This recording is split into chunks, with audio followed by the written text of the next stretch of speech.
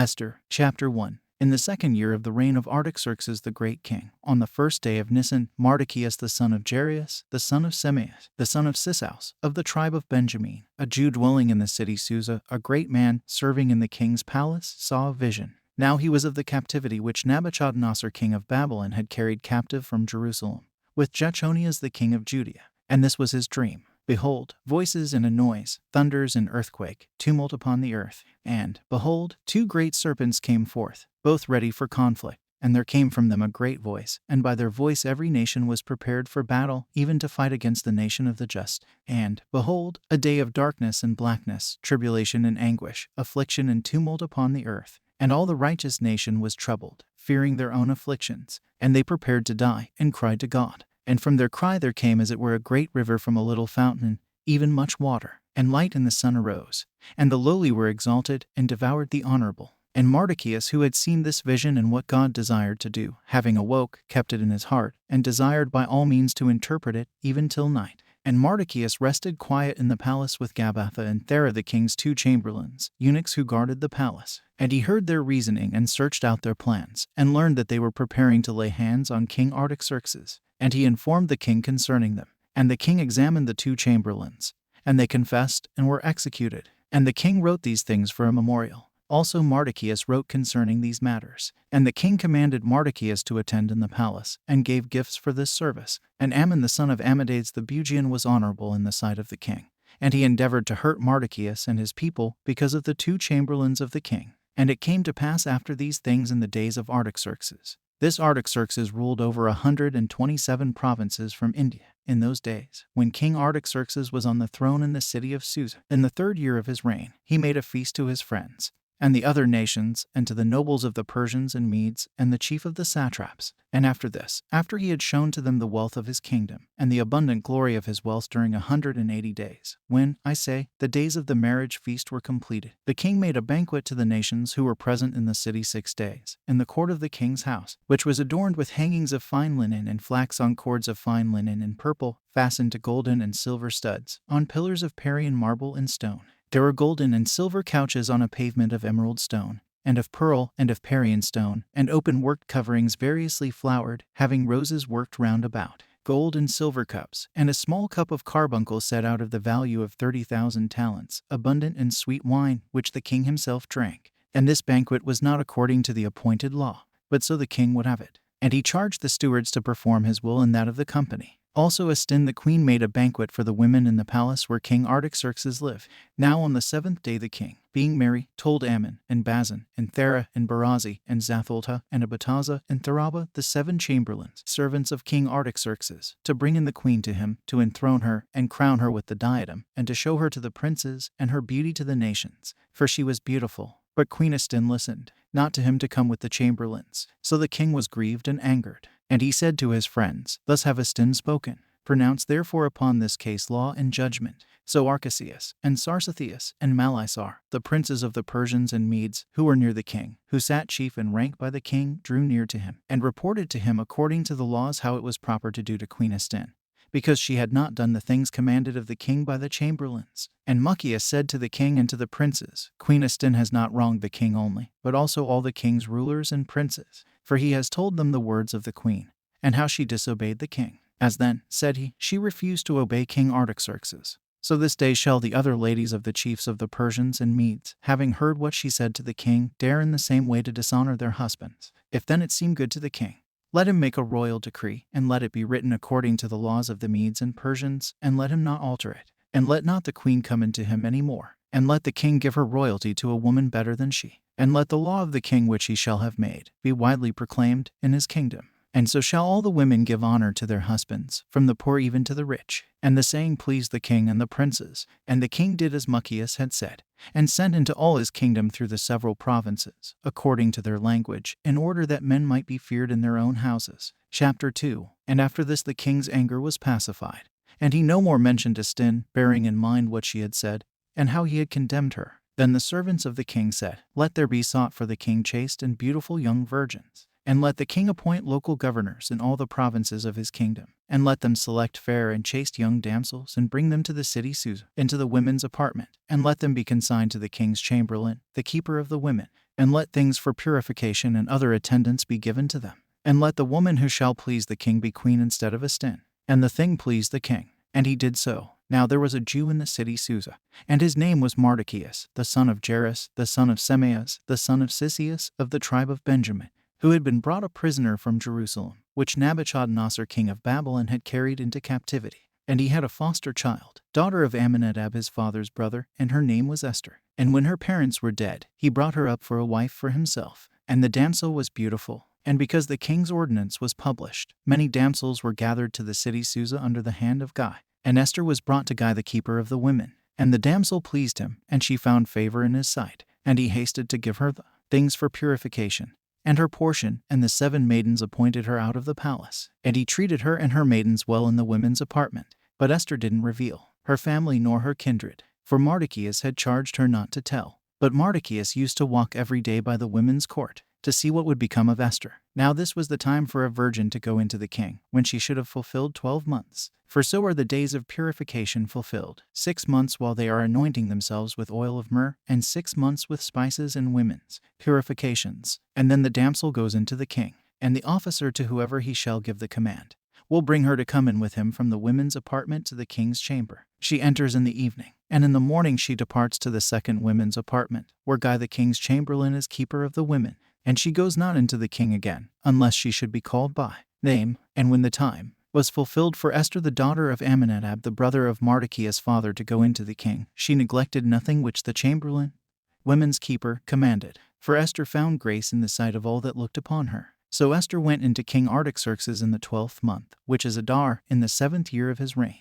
And the king loved Ester, and she found favor beyond all the other virgins. And he put on her the queen's crown. And the king made a banquet for all his friends and great men for 7 days. And he highly celebrated the marriage of Ester. And he made a release to those who were under his dominion. But Mardochæus served in the palace. Now Ester had not revealed her kindred. For so Mardochæus commanded her to fear God and perform his commandments as when she was with him. And Ester changed not her manner of life. And 2 chamberlains of the king, the chiefs of the bodyguard, were grieved, because Mardochæus was promoted.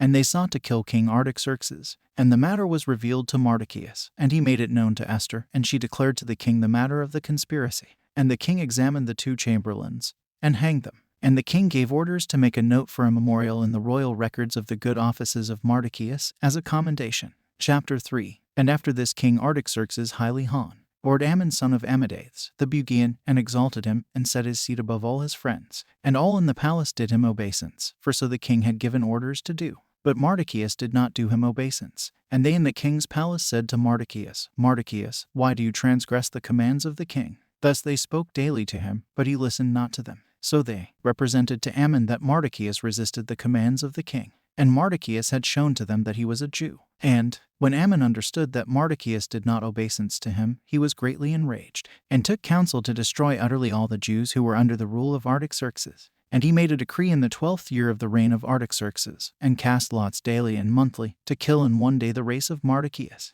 And the lot fell on the 14th day of the month, which is Adar. And he spoke to King Artaxerxes, saying, There is a nation scattered among the nations in all your kingdom, and their laws differ from those of all the other nations, and they disobey the laws of the king. And it is not expedient for the king to let them alone. If it seem good to the king, let him make a decree to destroy them. And I will remit into the king's treasury 10,000 talents of silver. And the king took off his ring, and gave it into the hands of Ammon, to seal the decrees against the Jews. And the king said to Ammon, Keep the silver, and treat the nation as you will. So the king's recorders were called in the 1st month, on the 13th day, and they wrote as Ammon commanded to the captains and governors in every province, from India even to Ethiopia, to 127 provinces, and to the rulers of the nations according to their several languages, in the name of King Artaxerxes. And the message was sent by post throughout the kingdom of Artaxerxes, to destroy utterly the race of the Jews on the 1st day of the 12th month, which is Adar, and to plunder their goods. And the following is the copy of the letter. The great King Artaxerxes writes thus to the rulers and inferior governors of 127 provinces, from India even to Ethiopia, who hold authority under him, ruling over many nations and having obtained dominion over the whole world. I was minded not elated by the confidence of power, but ever conducting myself with great moderation and gentleness to make the lives of my subjects continually tranquil, desiring both to maintain the kingdom quiet and orderly to its utmost limits, and to restore the peace desired by all men. But when I had inquired of my counselors how this should be brought to pass, Ammon, who excels in soundness of judgment among us, and has been manifestly well inclined without wavering and with unshaken fidelity, and had obtained the second post in the kingdom, informed us that a certain ill-disposed people is mixed up with all the tribes throughout the world, opposed in their law to every other nation, and continually neglecting the commands of the king, so that the united government blamelessly administered by us is not quietly established, having then conceived that this nation alone of all others is continually set in opposition to every man, introducing as a change a foreign code of laws, and injuriously plotting to accomplish the worst of evils against our interests, and against the happy establishment of the monarchy, we signified to you in the letter written by Ammon, who is set over the public affairs and is our second governor, to destroy them all utterly with their wives and children by the swords of the enemies, without pitying or sparing any, on the 14th day of the 12th month Adar of the present year, that the people aforetime and now ill-disposed to us, having been violently consigned to death in one day,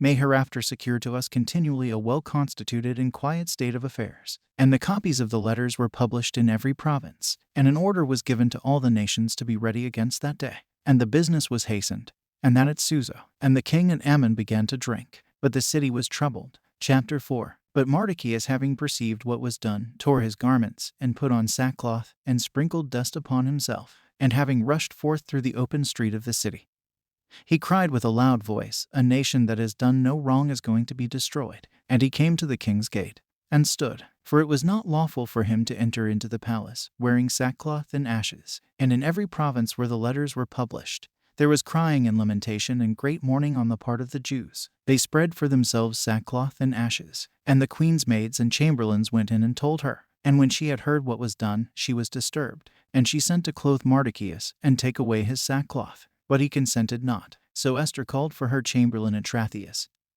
who waited upon her, and she sent to learn the truth from Mardochæus. And Mardochæus showed him what was done, and the promise which Ammon had made the king of 10,000 talents to be paid into the treasury, that he might destroy the Jews. And he gave him the copy of the writing that was published in Susa concerning their destruction, to show to Esther, and told him to charge her to go in, and entreat the king, and to beg him for the people, remembering, said he, the days of your low estate, how you were nursed by my hand. Because Ammon, who holds the next place to the king, has spoken against us for death. Do you call upon the Lord, and speak to the king concerning us, to deliver us from death? So Atratheus went in and told her all these words. And Esther said to Atratheus, Go to Mardochæus, and say, All the nations of the empire know that whoever, man or woman, shall go into the king into the inner court uncalled, that person can't live. Only to whoever the king shall stretch out his golden scepter, he shall live. And I have not been called to go into the king for these 30 days. And Atratheus reported to Mardochæus all the words of Esther. Then Mardochæus said to Atratheus, Go, and say to her, Esther, say not to yourself that you alone will escape in the kingdom more than all the other Jews, for if you shall refuse to listen on this occasion,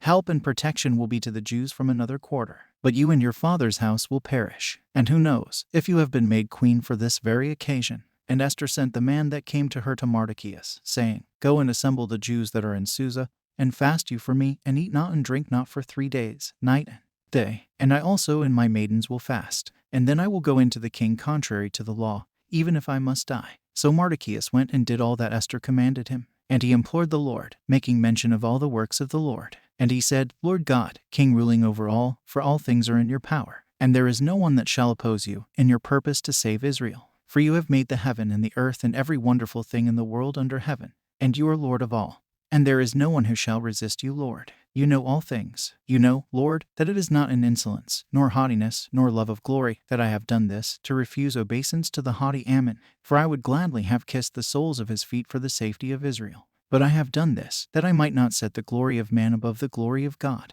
And I will not worship any one except you, my Lord, and I will not do these things in haughtiness. And now, O Lord God, the King, the God of Abraham, spare your people, for our enemies are looking upon us to our destruction, and they have desired to destroy your ancient inheritance. Do not overlook your peculiar people, whom you have redeemed for yourself out of the land of Egypt. Listen to my prayer, and be propitious to your inheritance, and turn our mourning into gladness, that we may live and sing praise to your name, O Lord. And do not utterly destroy the mouth of them that praise you, O Lord. And all Israel cried with all their might, for death was before their eyes. And Queen Esther betook herself for refuge to the Lord, being taken as it were in the agony of death. And having taken off her glorious apparel, she put on garments of distress and mourning. And instead of grand perfumes she filled her head with ashes and dung. And she greatly brought down her body, and she filled every place of her glad adorning with the torn curls of her hair. And she implored the Lord God of Israel, and said, O my Lord, you alone are our king. Help me who am destitute, and have no helper but you, for my danger is near at hand. I have heard from my birth, in the tribe of my kindred, that you, Lord, took Israel out of all the nations, and our fathers out of all their kindred for a perpetual inheritance, and have wrought for them all that you have said. And now we have sinned before you, and you have delivered us into the hands of our enemies, because we honored their gods. You are righteous, O Lord. But now they have not been contented with the bitterness of our slavery, but have laid their hands on the hands of their idols, in order to abolish the decree of your mouth, and utterly to destroy your inheritances, and to stop the mouth of them that praise you, and to extinguish the glory of your house and your altar, and to open the mouth of the Gentiles to speak the praises of vanity, and in order that a mortal king should be admired forever. O Lord, do not resign your scepter to them that are not, and let them not laugh at our fall, but turn their counsel against themselves, and make an example of him who has begun to injure us. Remember us, O Lord, manifest yourself in the time of our affliction, and encourage me, O King of gods, and ruler of all dominion. Put harmonious speech into my mouth before the lion, and turn his heart to hate him that fights against us, to the utter destruction of him that consent with him. But deliver us by your hand, and help me who am destitute, and have none but the, O Lord. You know all things, and know that I hate the glory of transgressors, and that I abhor the couch of uncircumcised, and of every stranger. You know my necessity, for I abhor the symbol of my proud station, which is upon my head in the days of my splendor. I abhor it as a menstruous cloth, and I wear it not in the days of my tranquility. And your handmaid has not eaten at the table of Ammon, and I have not honored the banquet of the king, neither have I drunk wine of libations. Neither has your handmaid rejoiced since the day of my promotion until now, except in you, O Lord God of Abraham. O God, who is power over all, listen to the voice of the desperate, and deliver us from the hand of them that devise mischief, and deliver me from my fear. Chapter 5. And it came to pass on the third day, when she had ceased praying, that she put off her mean dress, and put on her glorious apparel, and being splendidly arrayed,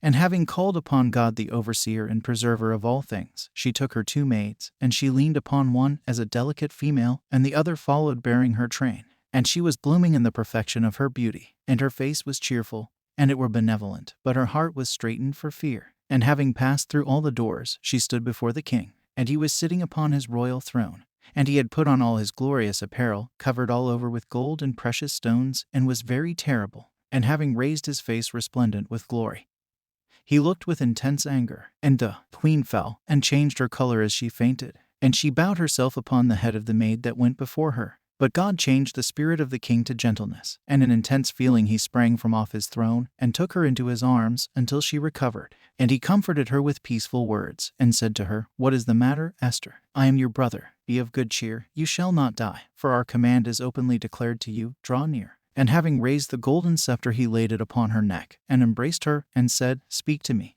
And she said to him, I saw you, my lord, as an angel of God, and my heart was troubled for fear of your glory. For you, my lord, are to be wondered at, and your face is full of grace. And while she was speaking, she fainted and fell. Then the king was troubled, and all his servants comforted her. And the king said, What will you, Esther? And what is your request? Ask even to the half of my kingdom, and it shall be yours. And Esther said, Today is my great day. If then it seem good to the king, let both him and Ammon come to the feast which I will prepare this day. And the king said, Hasten Ammon hither, that we may perform the word of Esther. So they both come to the feast of which Esther had spoken. And at the banquet the king said to Esther, What is your request, Queen Esther? Speak, and you shall have all that you require. And she said, My request and my petition are, if I have found favor in the sight of the king, let the king and Ammon come again tomorrow to the feast which I shall prepare for them, and tomorrow I will do the same. So Ammon went out from the king very glad and merry. But when Ammon saw Mardochæus the Jew in the court, he was greatly enraged, and having gone into his own house,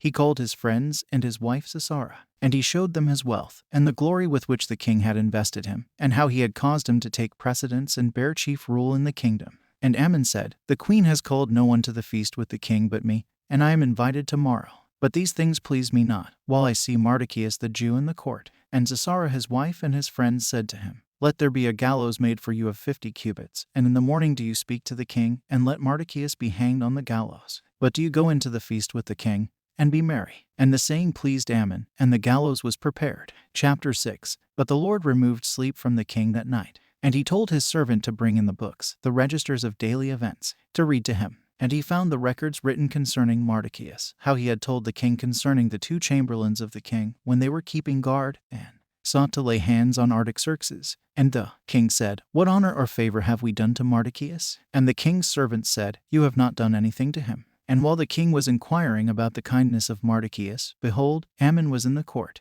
And the king said, Who is in the court? Now Ammon was come in to speak to the king, that he should hang Mardochæus on the gallows, which he had prepared. And the king's servants said, Behold, Ammon stands in the court. And the king said, Call him. And the king said to Ammon, What shall I do to the man whom I wish to honor? And Ammon said within himself, Whom would the king honor but myself? And he said to the king, As for the man whom the king wishes to honor, let the king's servants bring the robe of fine linen which the king puts on, and the horse on which the king rides, and let him give it to one of the king's noble friends, and let him array the man whom the king loves, and let him mount him on the horse, and proclaim through the street of the city, saying, Thus shall it be done to every man whom the king honors. Then the king said to Ammon, You have well said. So do to Mardochæus the Jew, who waits in the palace, and let not a word of what you have spoken be neglected. So Ammon took the robe and the horse, and arrayed Mardochæus, and mounted him on the horse, and went through the street of the city, and proclaimed, saying, Thus shall it be to every man whom the king wishes to honor. And Mardochæus returned to the palace. But Ammon went home mourning, and having his head covered.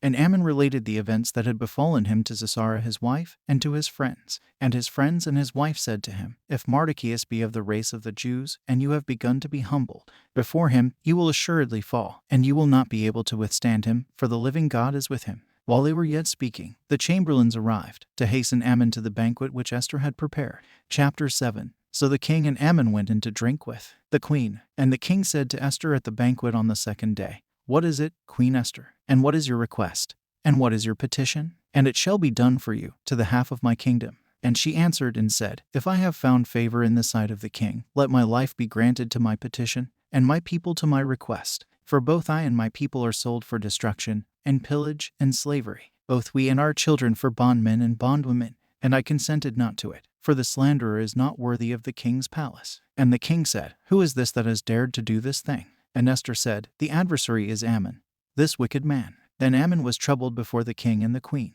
And the king rose up from the banquet to go into the garden. And Ammon began to entreat the queen, for he saw that he was in an evil case. And the king returned from the garden. And Ammon had fallen upon the bed, entreating the queen. And the king said, Will you even force my wife in my house? And when Ammon heard it, he changed countenance. And Bugathan, one of the chamberlains, said to the king, Behold, Ammon has also prepared a gallows for Mardochæus, who spoke concerning the king, and a gallows of 50 cubits high has been set up in the premises of Ammon. And the king said, Let him be hanged thereon. So Ammon was hanged on the gallows that had been prepared for Mardochæus. And then the king's wrath was appeased. Chapter 8. And in that day King Artaxerxes gave to Esther all that belonged to Ammon the slanderer. And Mardochæus was called by the king, for Esther had shown that he was related to her. And the king took the ring which he had taken away from Ammon, and gave it to Mardochæus. And Esther appointed Mardochæus over all that had been Ammon's. And she spoke yet again to the king, and fell at his feet, and implored him to do away the mischief of Ammon, and all that he had done against the Jews. Then the king stretched out to Esther the golden scepter, and Esther arose to stand near the king. And Esther said, If it seem good to you, and I have found favor in your sight, let an order be sent that the letters sent by Ammon may be reversed, that were written for the destruction of the Jews who are in your kingdom. For how shall I be able to look upon the affliction of my people, and how shall I be able to survive the destruction of my kindred? And the king said to Esther, If I have given and freely granted you all that was Ammon's, and hanged him on a gallows, because he laid his hands upon the Jews, what do you yet further seek? Write you also in my name, as it seems good to you, and seal it with my ring. For whatever orders are written at the command of the king, and sealed with my ring, it is not lawful to gainsay them. So the scribes were called in the 1st month, which is Nisan, on the 23rd day of the same year. And orders were written to the Jews, whatever the king had commanded to the local governors and chiefs of the satraps, from India even to Ethiopia, 127 satraps, according to the several provinces, according to their dialects. And they were written by order of the king, and sealed with his ring, and they sent the letters by the posts, wherein he charged them to use their own laws in every city, and to help each other, and to treat their adversaries, and those who attacked them, as they pleased, on one day in all the kingdom of Artaxerxes, on the 13th day of the 12th month, which is Adar. And let the copies be posted in conspicuous places throughout the kingdom, and let all the Jews be ready against this day, to fight against their enemies. And the following is the copy of the letter of the orders. The great King Artaxerxes sends greetings to the rulers of provinces in 127 satraps, from India to Ethiopia, even to those who are faithful to our interests. Many who have been frequently honored by the most abundant kindness of their benefactors have conceived ambitious designs, and not only endeavor to hurt our subjects, but moreover, not being able to bear prosperity, they also endeavor to plot against their own benefactors. And they not only would utterly abolish gratitude from among men, but also, elated by the boastings of men who are strangers to all that is good, they suppose that they shall escape the sin-hating vengeance of the ever-seeing God. And oftentimes evil exhortation has made partakers of the guilt of shedding innocent blood, and has involved in irremediable calamities many of those who had been appointed to offices of authority, who had been entrusted with the management of their friends' affairs, while men, by the false sophistry of an evil disposition, have deceived the simple candor of the ruling powers. And it is possible to see this, not so much from more ancient traditionary accounts, as it is immediately in your power to see it by examining what things have been wickedly perpetrated by the baseness of men unworthily holding power. And it is right to take heed with regard to the future, that we may maintain the government in undisturbed peace for all men, adopting needful changes, and ever judging those cases which come under our notice, with truly equitable decision. For whereas Ammon, a Macedonian, the son of Ammidates, in reality an alien from the blood of the Persians, and differing widely from our mild course of government, having been hospitable entertained by us, obtained so large a share of our universal kindness, as to be called our father, and to continue the person next to the royal throne, reverenced of all. He, however, overcome by the pride of his station, endeavored to deprive us of our dominion and our life, having by various and subtle artifices demanded for destruction both Mardocheus our deliverer and perpetual benefactor, and Ester the blameless consort of our kingdom, with their whole nation. For by these methods he thought, having surprised us in a defenseless state, to transfer the dominion of the Persians to the Macedonian. But we find that the Jews, who have been consigned to destruction by the most abominable of men, are not malefactors, but living according to justice laws, and being the sons of the living God, the Most High and Mighty, who maintains the kingdom, to us as well as to our forefathers, in the most excellent order. You will therefore do well in refusing to obey the letter sent by Ammon the son of Ammidates, because he that has done these things has been hanged with his whole family at the gates of Susa, Almighty God having swiftly returned to him a worthy recompense. We enjoin you then, having openly published a copy of this letter in every place, to give the Jews permission to use their own lawful customs, and to strengthen them, that on the 13th of the 12th month Adar, on the self-same day, they may defend themselves against those who attack them in a time of affliction. For in the place of the destruction of the chosen race, Almighty God has granted them this time of gladness. Do ye therefore also, among your notable feasts, keep a distinct day with all festivity, that both now and hereafter it may be a day of deliverance to us and who are well disposed toward the Persians, but to those that plotted against us a memorial of destruction.